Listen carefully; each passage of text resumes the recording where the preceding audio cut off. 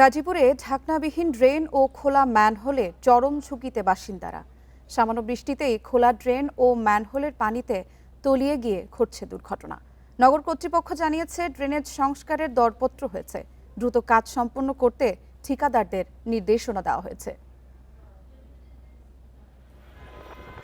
ঢাকা ময়মনসিংহ মহাসড়কের গাজীপুর থেকে চান্দনা চৌরাস্তা পর্যন্ত সড়কের পাশে ড্রেনেজ ব্যবস্থা নির্মাণ করা হয়েছে, কিন্তু এসব ড্রেন বছরের পর বছর খোলা থাকায় চরম ঝুঁকি নিয়ে চলাচল করছেন পথচারীরা।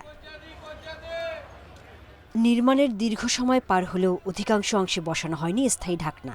এলাকার লোকজন নিজেদের উদ্যোগে অস্থায়ীভাবে ঢাকনা বসালেও মানুষের অতিরিক্ত চাপ ও ভারী যানবাহনে সেগুলো বারবার ভেঙে যাচ্ছে। এতে সামান্য বৃষ্টি হলে ড্রেন পানিতে তলিয়ে যাওয়ায় প্রায় ঘটছে দুর্ঘটনা।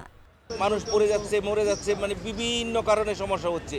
সব সময় মানুষের সমস্যা হচ্ছে, আর বৃষ্টি এলে তো চলাফেরার জন্য খুবই সমস্যা। যে ভাঙ্গা সুইরা এগুলা পরে বৃষ্টি আসলে আপনি মনে করেন এতটুকু পর্যন্ত পানি হয়, মানুষজন চলাচল করতে পারে না। যখন বৃষ্টি বাদল হয় রাস্তা এবং ড্রেন পানি সমান সমান হয়ে যায়, যখন মানুষ চলাচল করে তখন তারা এটা বুঝতেই পারে না এটা ড্রেন কিভাবে হয়েছে।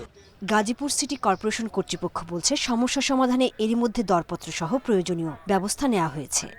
আমরা ইতিপূর্বে টেন্ডার দিয়েছি, আমাদের যে ঠিকাদার সে এই কাজ চলমান রেখেছে, দ্রুত যাতে কাজটি সম্পন্ন হয়ে গেলে এখানে যে স্ল্যাববিহীন আপনারা বলতেছেন, এটা একটা মাস্টার ড্রেন, এটার স্ল্যাব সহকারে সম্পূর্ণ মানুষের চলাচলের উপযোগী করে দ্রুত সময়ের মধ্যে যাতে করা হয় সেই দিকটা আমি তাগিদ দিয়ে করার চেষ্টা করব।